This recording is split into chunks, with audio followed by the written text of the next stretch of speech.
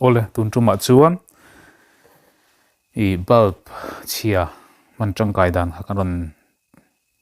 pholang le dona I video mo salama khan hetiang LED bulb chhia siam dan hakaron tilang to a tam takin lo tangkai pui ngai garinga tun tuma chuan hetiang bulb chhia manga decoration light ti en tan kha karon tilang do ni hei rope light an ti hei ting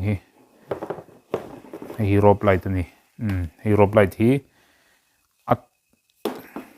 ati en nan hian cable ran ania cable wire power cable ran kha ania khateng kha acheve du maya chu thar siam dan hemi bulb manga chit en dan kha karon tilang don ani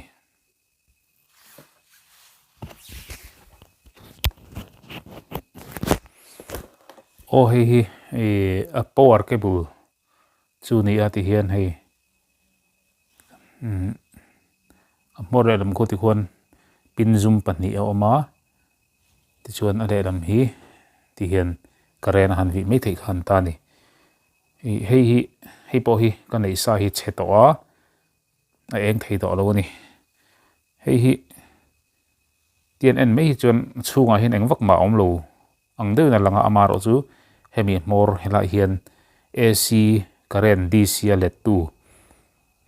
rectifier kan tiang kha ta hin om ta ni chu rectifier chu siam chop the ni a hamaro chu tam tak ten kan thiam don lova chu vain ol sam te siam dan kha karon tirang don ni tiang rope light hi tan the ni a hi po hi tan ani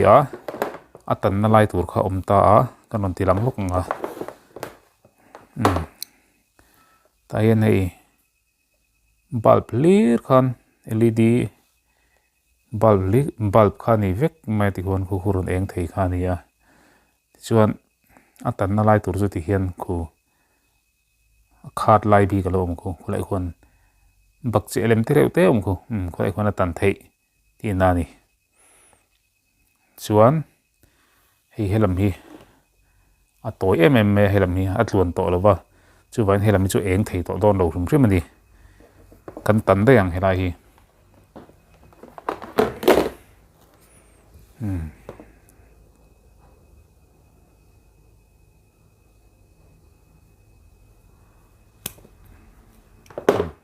kan tan ta dei ni khan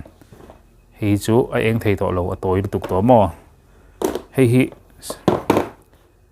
a sei eng thei tur chuan a kim kha ngai ve ta ni hemi hi series vek ani wang khan a kim ve kha ngai ta a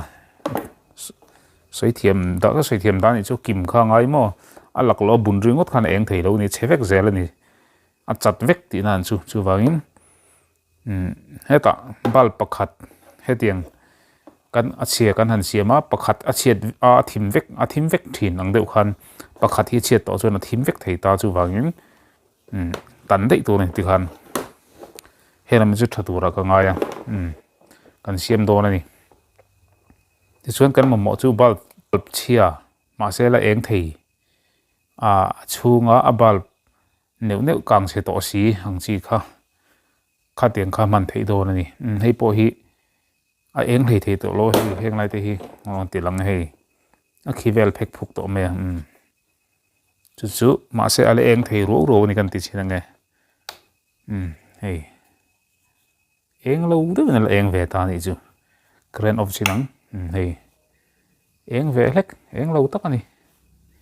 eng ma en lo hei eng ma en tham lo mo ti kan eng ve ro ni hi kan kar hong lenga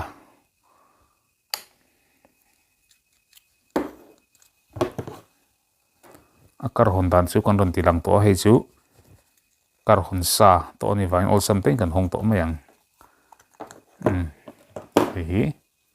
chung khani hei hi a che chianga hei wang hian eng kim thei to lo ni ma se hemi a circuit board kan ti mai chung mi chu la tha ta hemi mang hian hemi rope light hi kan ti en kan tum don ni mi nan ti thin chu kala mu mi lowa ma se kan ti vel chin roi don ni kan off chin ang là eng về mò bắt nia thim eng hô po hi eng lâu khop mày eng mặt là cái này lâu hay cụt po en bằng lâu này tiếng kha mà sao bây chuan bal thâu hi cắt chép chế vek to này cắt tiếng cắt vek to này lâu eng về tiếng tăng karen lâu về mấy mấy to này chu lâu bảy vek này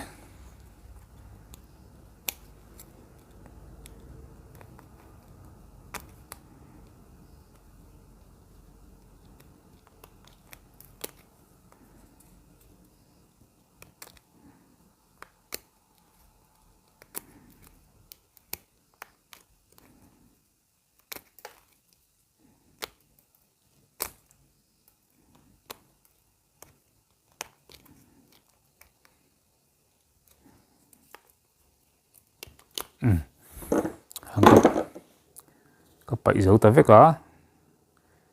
mi abo thì chú cái bảy là vắng abo thì char bê lại nan cái đủ box ya abo thì chú cái bảy đòn đâu nè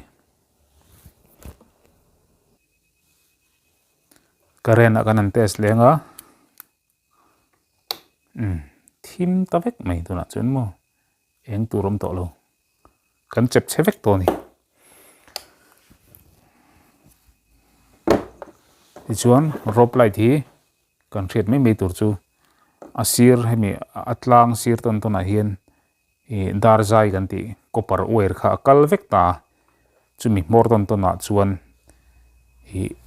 chumi mor ton ton chu kan pot hi khlek anga hela hian kan soldering betang minus le plus oma chu ero chu han e riat ve chu ngai ni chu riat a har lo han hol chini la riat mai hei po hi kanan chep kakanga kan test don ni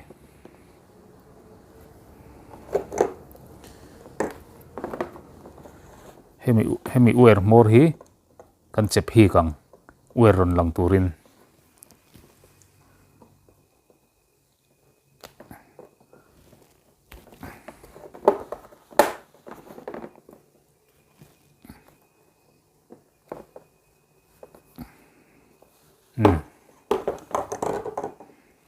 kan mu the mo tiếng con uer kha kan chep lang don ni ti chuan minus le plus kan riat nan khan e ta hen kan dep chitanga adik zong chuna ron eng mai don ni kan ti chinang helen strip light hi a eng kan mu theina kan da langa nga ti chuan hela hen minus le plus kha helam ko omna lam hi plus ani helam hi minus ani a in zia dan chuan kan dep chidanga adik chuan eng mai don ni hu lai rop light ka da khu eng khop mai try tia sang kan soldering thei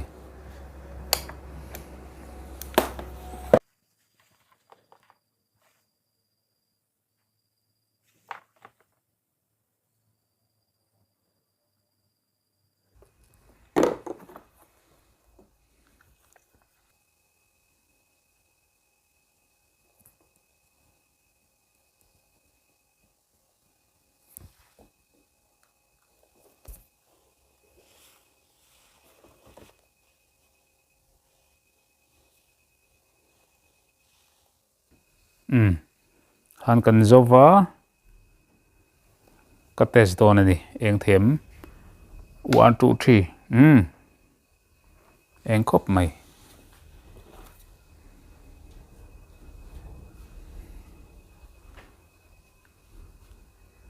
eng tu ka lak thiam har hle mai ti thim deu ngai ti khan mu thiang nal khop mai hi ti chuan helai hian lai kan rek konga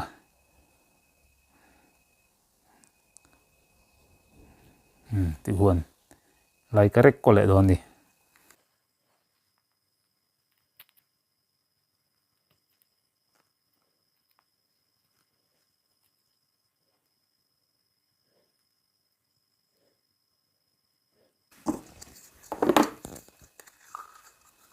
por zual pui te kan hlep mam ve nge tian ka hol nga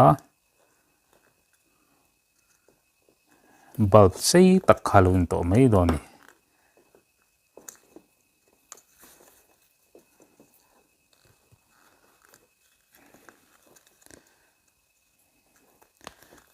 tun lại chân biếc in chếกันuor em mày hết tiếng rope light mang kholai chế thếกันuor ko pu ete chun power ke bul ka ti kha power ke bul ni chu mo ka ti me kha tiếng kha lei tur hi tam em mai ni amar zo thing tlang a chuan lei tur wang thina chu wangin hi biếc in vela kan chit tur te po kha lo cheve the ni kha tiếng khan o sam takin ba chia khari ngai lo thalai kha thadeu dewa a thalai ngai kha a thazo ka hamaro chu sum seng lo wati dan kha kanon ti lang mai kha ni a man thei reng ani tuna ka man hi electric bulb hi watt som pariat ning ria watt som pariat ania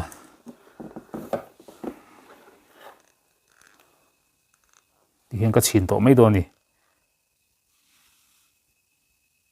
kan zota helai hian black tape in ka tuama helai vel hi glue khan ka char vek ani kan zo to tuna kan lo en chinang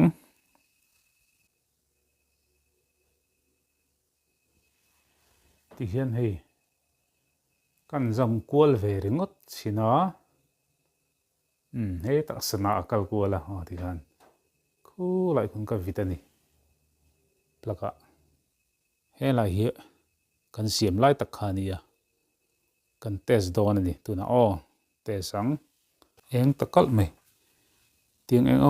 eng ho hi thala ka lak fi hi har khop maya eng kal mai la deuh lek ateng kan la chen ani so eng